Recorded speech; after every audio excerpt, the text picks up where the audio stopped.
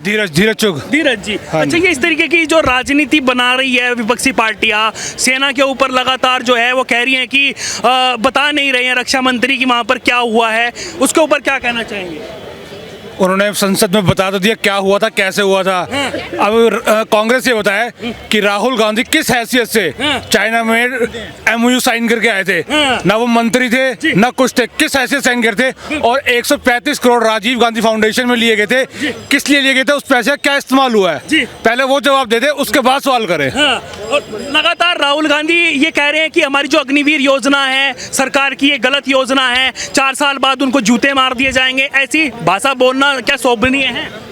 जी, जिसकी जितनी अकल होगी वो उतनी भाषा बोलेगा जी। और जो ये स्कीम है जी।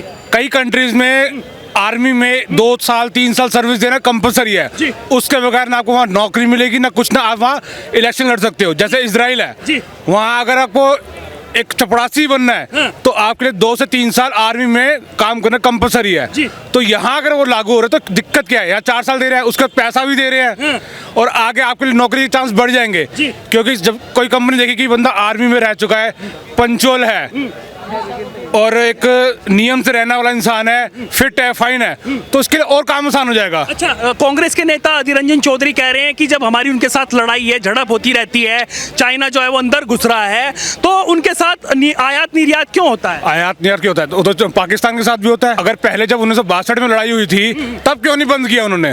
तब तो जमीन दे दी कि जी बंजर जमीन है मलिक, घर का बंदा बेकार होगा तो क्या उसको कहीं फेंक देंगे?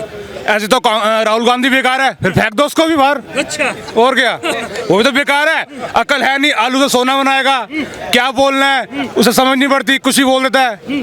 तो उसको बाहर फेंको ना, किस लिए रखा हुआ है, किस लिए पाल रहे हो?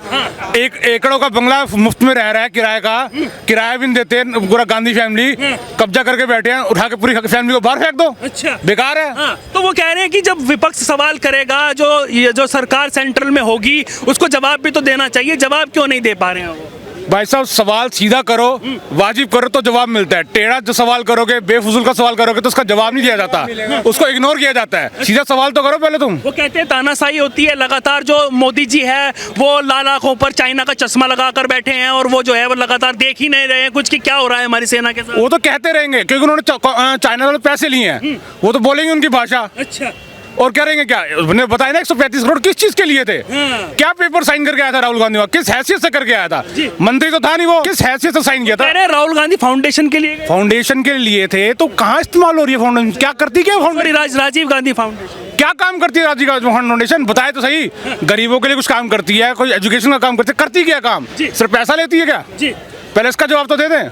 तो आपको अभी क्या लग रहा है जिस तरीके से राजनीति हो रही है और लगातार तमाम विपक्षी पार्टियां हो गई, महबूबा मुफ्ती हो गई, वो भी लगातार कह रही है, अब उनके कहां से प्यार आ गया, लगातार वो कह रही हैं कि हमारी सेना को दबाया जा रहा है, मोदी जी जो है वो तानाशाही कर रहे हैं और लगातार बातचीत कर रहे हैं। अगर सेना को दबाया जा रहा होता तो जो चाइना की लोग आए घुस रहे थे सेना, उनको मार मार के भगाया गया है, खुली छूट दी गई है, तभी उन्होंने भगाया ना।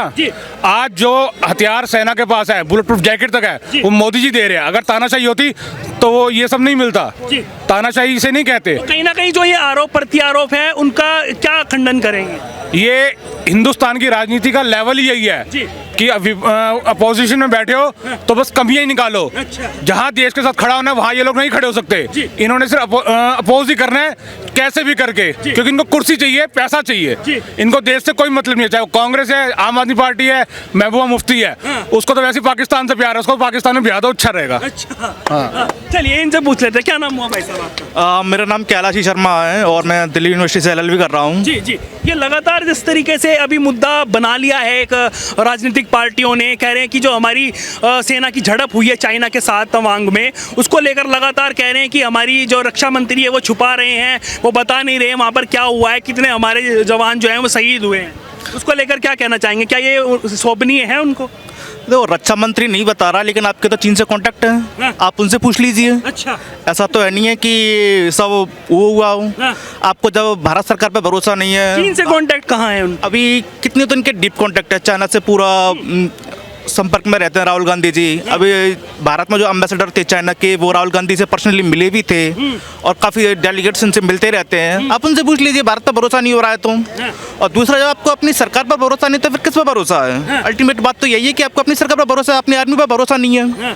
अपनी कहीं ना कहीं ये जिस तरीके से देखो, राजनीति करने के बहुत सारे मुद्दे होते हैं, उन पर राजनीति की जाए, लेकिन सेना के ऊपर जो हमारी रक्षा के लिए वहाँ पर तत्पर है और लगातार जो है वो बॉर्डर संभालती है, उसके लिए इस तरीके की जो राजनीति है वो करना अच्छी बात है? बिल्कुल नहीं, इसके लिए तो ये नहीं होना चाहिए। और अग्निवीर योजना है या सैनिक जो स्ट्राइक, सर्जिकल स्ट्राइक या जो भी स्ट्राइक करते रहते हैं, वो उनका अपना है, वो देश की इंटीग्रिटी एंड फ्रेटर्निटी का काम करते रहते हैं और हमें इसमें कोई इंटरफेयर नहीं करना चाहिए, सिवाय इसके कि हमें उन्हें इनकरेज करना चाहिए कि आप इनके लिए फ्री हैं। जब इससे पहले उसमें गलवान वैली में हुआ था, तब मोदी सरकार ने सेना को इमरजेंसी पावर दे दी गई थी कि आप युद्ध करने के लिए फ्री हैं, आप जैसा चाहें वैसा करिए। इसके अलावा काफ़ी सारा लगभग 2000 करोड़ के आसपास फंड भी दिया गया था, पर आप हथियार खरीदना चाहते हो खरीदिए। तो इन्होंने लगभग सेना को हर जैसे इस तरीके के सवालात किए जा रहे हैं, तो अगर ये सब इनको बता देंगे तो हमारे जो इंटेलिजेंस हैं वो जो रहते हैं, वो दूसरों को खबर नहीं पता चल जाएगी कि हमारी जो हमारी आर्मी है उनके क्या आगे के वो होने वाले दांव पेच होने वाले हैं दूसरों के लिए। तो इस पर क्या ये लगातार इनको बता दिया जाए, क्या क्या कहना चाह रहे हैं? देखो, कांग्रेस ऐसा नहीं है कि वो अभी इवॉल्व हुई हो, अभी उसका जन्म हुआ हो। उसने 60 साल मुल्क पर राज किया है, उसे पूरी तरह पता है कि सैनिक कैसे काम करती है। ऐसा नहीं है कि मतलब कांग्रेस के जो राहुल गांधी जी और भी जो नेता है धीरेन्द्र चौधरी जी, वो पहली बार से सब चीज़ देख रहे हों। 60 साल उन्होंने शासन किया, उन्हें पता है कि आर्मी कैसे काम करती है। तो उन्हें इस तरह के क्वेश्चन नहीं पूछने चाहिए कि हमारे रक्षा मंत्री क्या कर रहे हैं, हमारी सेना क्या कर रही है। उन्हें सब पता है किस तरह के एग्रीमेंट भारत चाइना में हो चुके हैं, तो उन्हें इस तरह के नहीं पूछने चाहिए। उन्हें कह रहे हैं मरने के लिए तैयार हो जाओ। मोदी जी को अभी परसों ही उन्होंने टीवी पे आके बोला है, अरे भाई ऐसे कैसे मार दोगे, 56 इंच का सीना है उनका। और उन्होंने खुद ही कहा था, मैं ये मोदी है, हाय माई बताशा मत समझ लेना, उनको मुंह में डालोगे और घुल जाएंगे। अच्छा। भाई आज हमारे 21 जवान 22 जवानों ने 300 सैनिक खदेड़ दिए। जब बाप मजबूत होगा ना तो औलाद अपने आप मजबूत हो जाएगी। तो ये हमने देखा है भाई, 70 साल की राजनीति में ये पहली बार देखा है कि 22 बंदों ने और 300 बंदों को खदेड़ दिया सिर्फ लट के। लेकिन विपक्ष सवाल उठा रहा है, कह रहे जो हमारे रक्षा मंत्री है वो बता नहीं रहे, वो छुपा रहे हैं कि वहाँ पे क्या हुआ एक्चुअली। तो भाई साहब, ये तो जब हमारे ये क्या सर्जिकल स्ट्राइक हुई थी तब भी ये प्रूफ मांग रहे थे। अरे भाई, प्रूफ मांग रहे थे तो तुम साथ चले जाते ना उनके, सैनिकों के साथ चले जाते तुम, बाकायदा लाइव देखते तुम। काहे का प्रूफ मांग रहे हो भाई? जो आदमी कर रहा है तुम उससे प्रूफ मांग रहे हो, क्यों मांग रहे हो भाई? या तो तुम भी साथ चले जाते उनके, गोली खाते ना एक बार, सीने पे गोली खाओ तब बात करो, तथ्य सामने रखो तो बात करो भाई साहब। अदरवाइज ऐसे तो मैं भी कह दूं भाई मैं लाल किले का मालिक हूँ, ऐसे कहने से क्या फायदा? कुछ नहीं होता। अधीर रंजन चौधरी कह रहे हैं, जो कांग्रेस के नेता हैं, कह रहे हैं उनसे आयात क्यों करा जा रहा है जब उनके साथ लड़ाई है हमारी, जब उनके साथ संबंध अच्छे नहीं है। तो भाई ये दिक्कत तो आज की नहीं है, ये पुरानी दिक्कत है। ये कांग्रेस के टाइम में भी थी, जब जनता दल आई थी तब भी यही दिक्कत थी। तब क्यों नहीं बंद कर दिया? कांग्रेस इतने सालों से राज कर रही है, 60-65 साल से, 70 साल से, तो उन्होंने क्यों नहीं बंद कर दिया? अब ये काम बीजेपी कर रही है तो काहे को इनको परेशानी हो रही है? इनको सिर्फ परेशानी ये हो रही है भाई साहब, इनके स्कैम नहीं चल पा रहे, बस सिर्फ ये परेशानी है और कोई परेशानी नहीं है। अच्छा। क्योंकि लगातार अग्निवीर पर भी सवाल उठाए जा रहे हैं। भारत जोड़ो यात्रा में लगातार जो है राहुल गांधी वो कह रहे हैं कि हमारी जो अग्निवीर होंगे उनको 4 साल बाद जूते मार दिए जाएंगे, निकाल दिया जाएगा। भाई साहब, 12 जो बच्चे आज सड़कों पे वैसे ही घूम रहे हैं, उन्हें 4 साल की नौकरी तो मिल रही है, 12-13 लाख रुपए, 14 लाख रुपए जो भी उनके अकाउंट में आएंगे वो तो आ रहे हैं ना। और बाद में भी वो उनको सर्विस देने के लिए कह रहे हैं कि हम बाद में भी इनको वो करेंगे, ये नहीं है कि उठा के फेंक देंगे।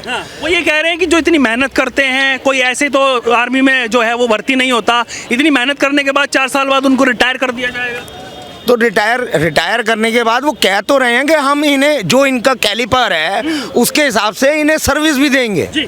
वो ये भी तो कह रहे हैं, आप एक तथ्य दिखा रहे हो, सिक्के का एक पहलू दिखा रहे हो तो दूसरा भी तो दिखाना चाहिए। उसके आगे की तो बात आप पब्लिक को बता नहीं रहे, गुमराह कर रहे हो। कह रहे संसद में बोलने का हमें हक नहीं है क्या? लगातार विपक्षी पार्टियां कह रही हैं, और महबूबा मुफ्ती जो जम्मू कश्मीर की पूर्व सीएम है वो भी कह रही हैं वो कि तो हमारी कल भी बोल रहे थे बहुत टीवी पे, वो तो कल भी बोल रही थी, बहुत ज़्यादा टीवी पे बोल रही थी। तो भाई वो तो बोलती आई हैं, क्योंकि अभी तक उनके मुंह पे टेप तो लगी नहीं है। उन्हें जैसे पहले 7 महीने के लिए अंदर डाल दिया था ना, हाउस अरेस्ट करा दिया था, इनका दोबारा से वही हाल होने वाला है। अच्छा इनका दोबारा से वही हाल होने वाला है। भाई साहब क्या नाम हुआ? पवन नाम है मेरा। पवन जी, अच्छा आप लगातार जिस तरीके से अभी एक मुद्दा बना दिया गया है राजनीति पार्टियों द्वारा, जो हमारी चाइना के साथ झड़प हुई है हमारी सैनिकों की, उन्होंने जो चीन के सैनिक हैं उनको पीछे हटा दिया है कि फोर्स ने पीछे भगा देड़ दिया है एक तरीके से।